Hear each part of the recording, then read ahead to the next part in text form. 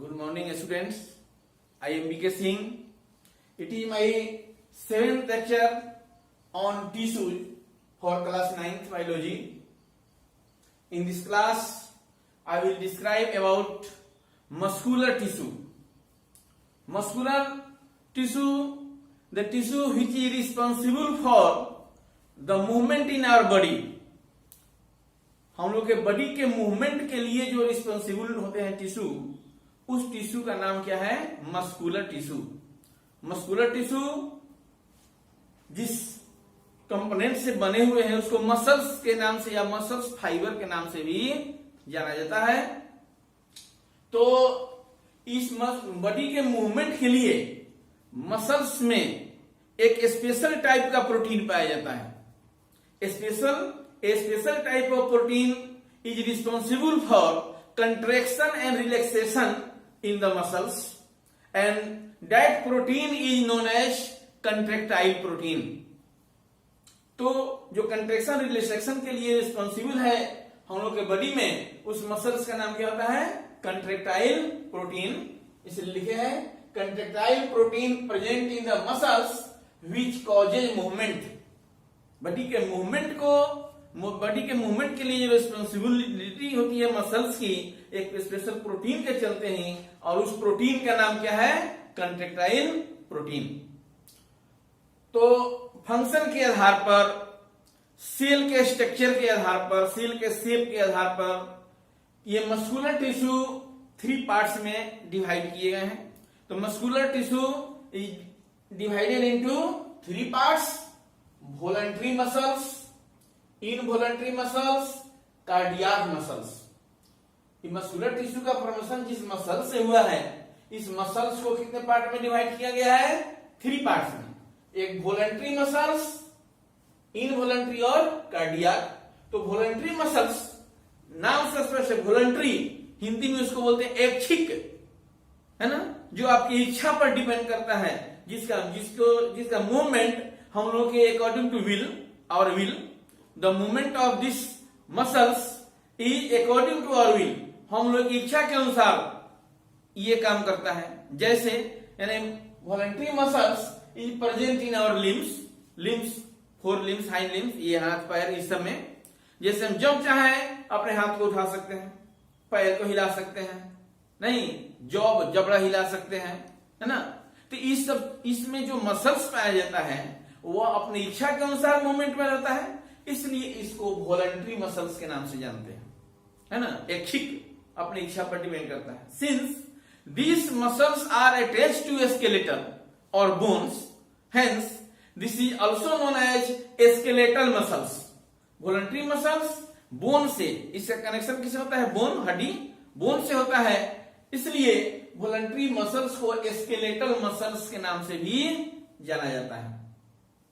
जब माइक्रोस्कोप में इसके सेल के स्ट्रक्चर को देखा गया, मसल्स फाइबर को देखा गया, तो alternate dark and light patch दिखाई दिए. इस तरह का देखिए बैंड दिखाई देता है वॉलंटरी मसल्स, इस तरह का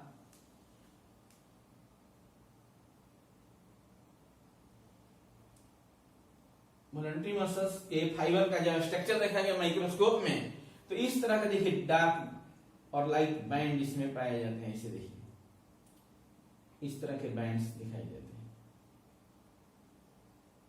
देख रहे हैं ये बैंड्स, डार्क बैंड, ये स्ट्रक्चर डार्क, ये लाइट स्ट्रक्चर, ये थोड़ा लाइट रहेगा,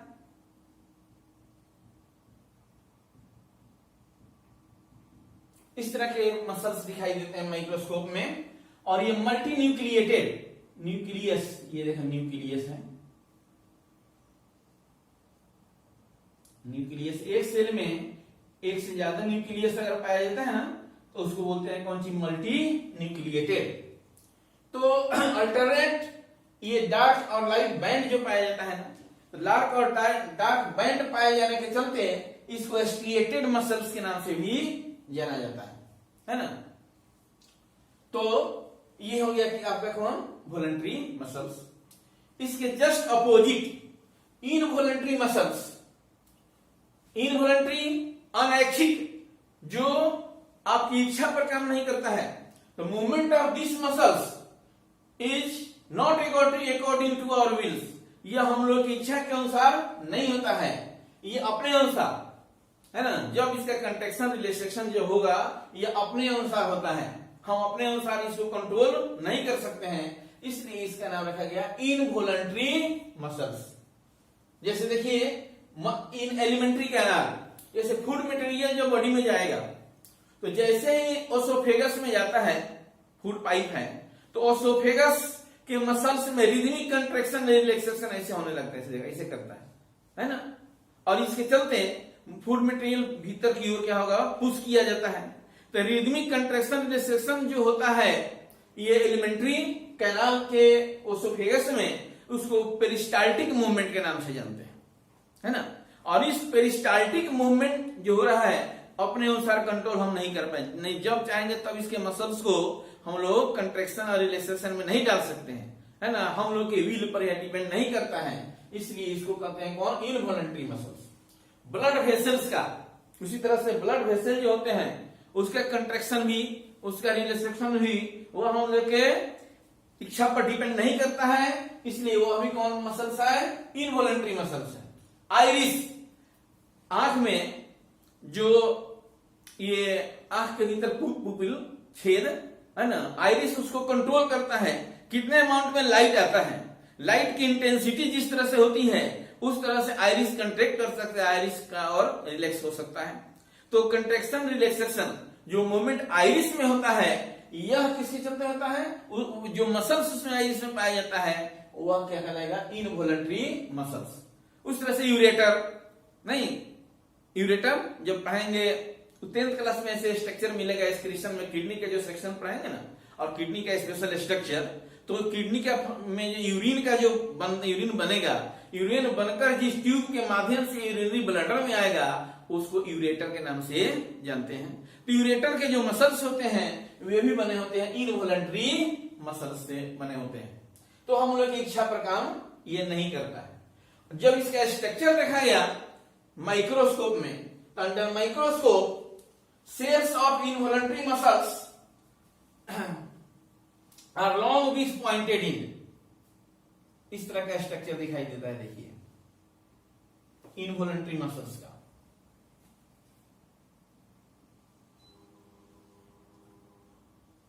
ऐसे स्ट्रक्चर पॉइंटेड इन, इसको स्पिंडल शेप कहते हैं।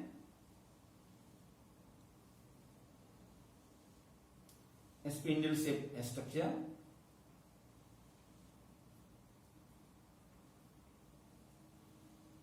इस तरह का स्ट्रक्चर रहेगा।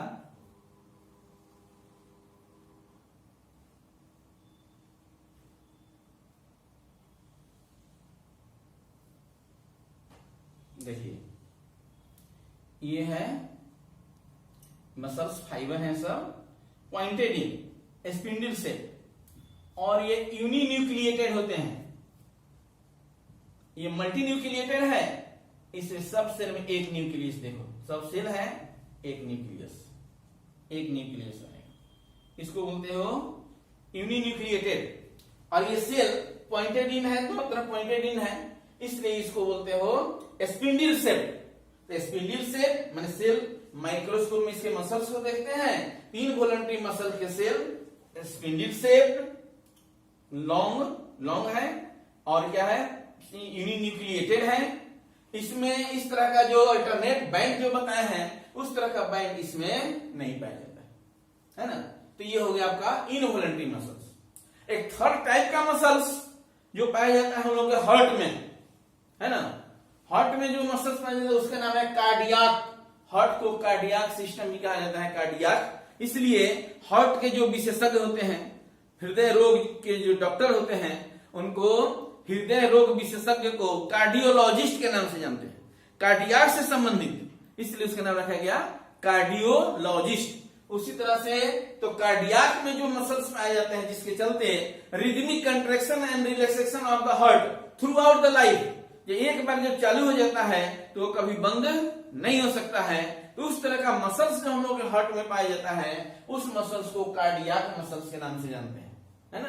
तो हम लोग को हार्ट में जो पाया जाता है मसल्स क्या होगा, कार्डियाक मसल्स।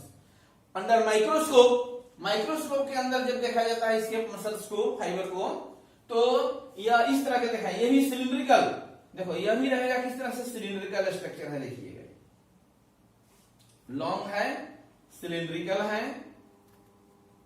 लेकिन ये ब्रांच होते हैं, इसे देखिए ये ब्रांच है,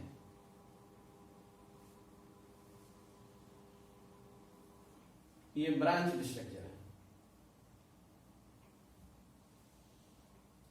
ये कार्डियाक मसल्स हैं, देखिए कार्डियाक मसल्स,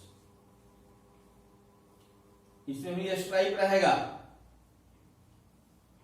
लेकिन इसके सेल्स यूनिन्यूक्लिएटेड होते हैं,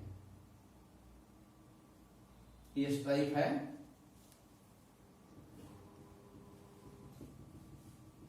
ये मसल्स ब्रांच होंगे।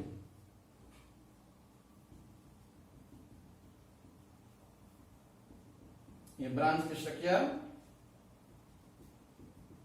न्यूक्लियस, इसके सेल में न्यूक्लियस, देखिए ये ब्रांचिंग है, लगता है कि पेड़ पौधों का जैसे ब्रांच निकलता है शाखा, उस तरह का ब्रांचिंग है, इस तरह का स्ट्रक्चर होता है। तो ये मसल्स हार्ट में पाए जाते हैं, ये कभी थकने वाले नहीं होते हैं, है ना, एक बार चालू तो चालू, इसलिए इसका नाम रखा है कौन सी, कार्डियाक मसल्स कहते हैं। तो यह आपका कौन सी हो गया, मस्कुलर टिश्यू, ठीक है।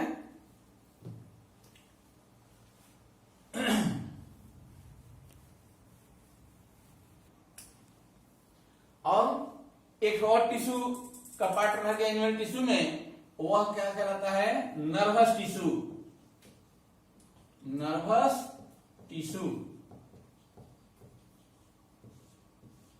This tissue is responsible for stimulus, any type of stimulus information. Body के एक पार्ट से दूसरे पार्ट में कोई इंफॉर्मेशन जाता हो, उस इंफॉर्मेशन को कैरी करने के लिए जो टिश्यू रिस्पॉन्सिबल है वह क्या कहलाता है, नर्वस टिश्यू के नाम से जाना जाता है। जैसे मान लीजिए कहीं अगर आपको पिन या कांटा या चुभता है तो तुरंत खबर आपको मिलता है, तुरंत दर्द का महसूस होता है ना। ये कैसे यहां से यहां पहुंच गया, तो इसको कैरी करने के लिए जो रिस्पॉन्सिबल है टिश्यू बॉडी में, वह किसके अंतर्गत आता है, नर्वस टिश्यू के अंतर्गत आता है ना। किसी चीज को थिंकिंग पावर, सोचने समझने का पावर, तो हम लोग क्या है, ब्रेन है, स्पाइनल कॉर्ड है और ये नर्व्स है।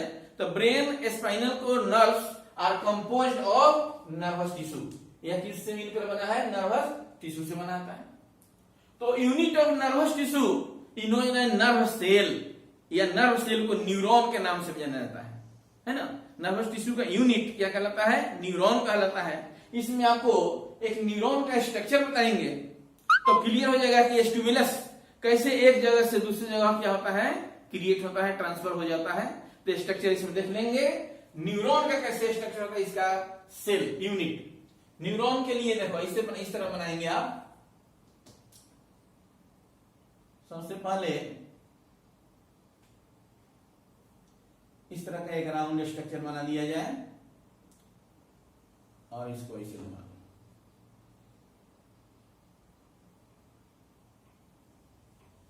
इस तरह से।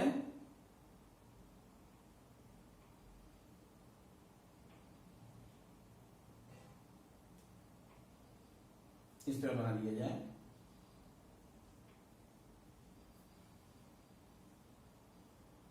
नर्व सेल, अन्य सेल से इसका अलग स्ट्रक्चर होता है। देखो इसका इंड जो है इस तरह से button like structure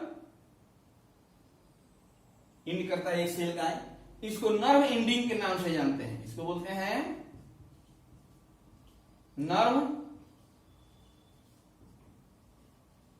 nerve ending. यह जो राउंड स्ट्रक्चर है, यहां से देखो इस तरह का स्ट्रक्चर निकलता है, यहां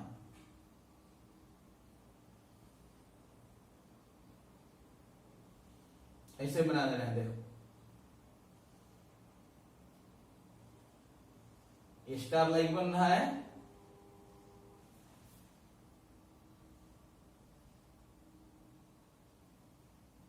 इस तरह का स्ट्रक्चर बन गया। और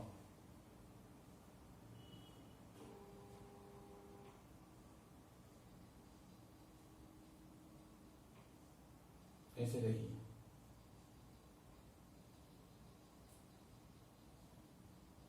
यही सब इंफॉर्मेशन को कलेक्ट करता है। ये एंटीना जैसा स्ट्रक्चर हो गया इंफॉर्मेशन को कलेक्ट करने के लिए। बीच में न्यूक्लियस, सेल है तो न्यूक्लियस रहेगा, इसका न्यूक्लियस है देखो, ये साइटोप्लाज्म, ये साइटोप्लाज्म।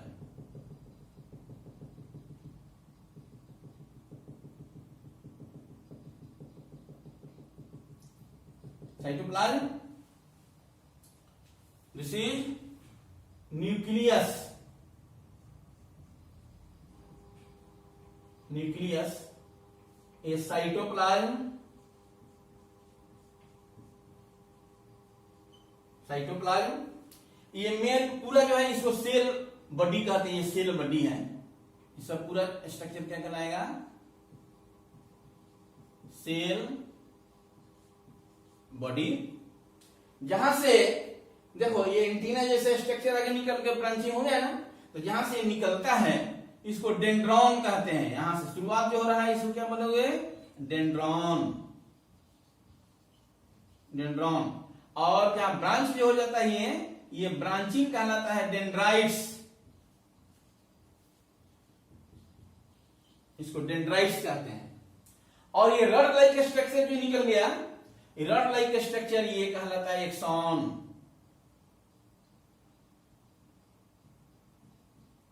इसको बोलेंगे एक्सॉन। समनर सेल का पार्ट सा है एक्सॉन। उसके बाद देखो इस तरह से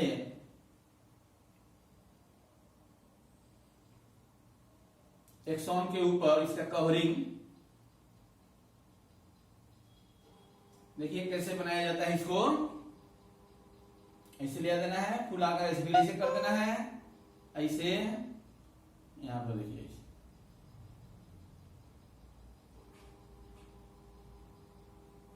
इसी तरह से इस साइड से भी कर देना है।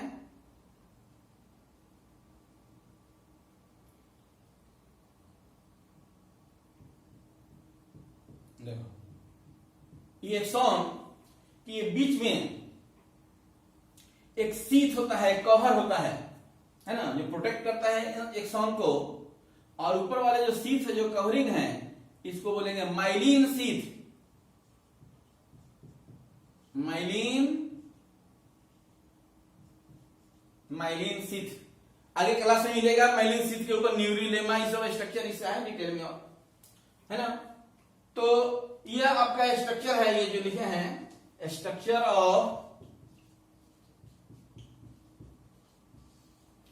Of nerve cell, nerve cell, neuron, nerve cell को क्या बोलते हैं हम? न्यूरॉन कहते हैं। तो क्या करता है, जैसे हम लोग बॉडी के कुछ पार्ट्स हैं जहां पर यहाँ पर इंफॉर्मेशन देगा ना, तो सब में डेंड्राइट्स रहता है। वहीं डेंड्राइट्स पहले इंफॉर्मेशन को रिसीव करता है, ये रिसीवर है। डेंड्राइट्स ले लेगा, कहां पहुंच जाएगा? सेल बॉडी में। सेल बॉडी से एक्सॉन होते होते होते कहां चल जाएगा? नर्व एंडिंग में। नर्व एंडिंग जहां खत्म होगा वहां से दूसरे सेल का इसका डेंड्राइट्स चालू हो जाएगा। इस तरह से पूरा जाल बिछा हुआ है बॉडी में। ये ब्रेन में या स्पाइनल कोड तक पहुंचता है और सारे इंफॉर्मेशन को कनेक्ट करता है। इंफॉर्मेशन लाता भी है, इंफॉर्मेशन ले भी जाता है। अभी आपको एक सेल बताए, 10th क्लास में आओगे तो जब नर्वस टिश्यू का सेक्शन पढ़ाएंगे उसमें तो बताएंगे कि यह कितने टाइप का भी होता है। ये नर्व सेल भी होता है, खबर लाने वाला अलग, ले जाने वाला अलग, एनालिसिस करने वाला अलग, सब डिटेल में आगे पढ़ेंगे। इस क्लास में खाली इस टिश्यू के बारे में आपको जानना था, जो इंफॉर्मेशन बॉडी में एक जगह से दूसरी जगह पहुंचाता है। तो नर्व सेल और मसल्स दोनों के माने कंबाइंड एक्शन से हम लोग के बॉडी में मूवमेंट आसानी से संभव हो पाता है। ठीक है, तो यही हुआ आपका जो टिश्यू जो चैप्टर है आज समाप्त हो गया। इसमें अगर कोई प्रॉब्लम हो कहीं तो हमसे आप कांटेक्ट कीजिएगा। मेरा मोबाइल नंबर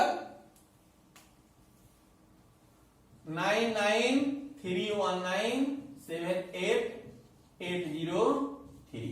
और इसका सब नोट्स तैयार कर लेंगे, है ना, इनसाइड नोट्स जो स्कूल खुलेगा सब आप चेक करेंगे, आप लोगों का कॉपी हम पूरा नोट्स तैयार होना चाहिए। कोई प्रॉब्लम हो तो हमसे पूछिएगा। थैंक्स।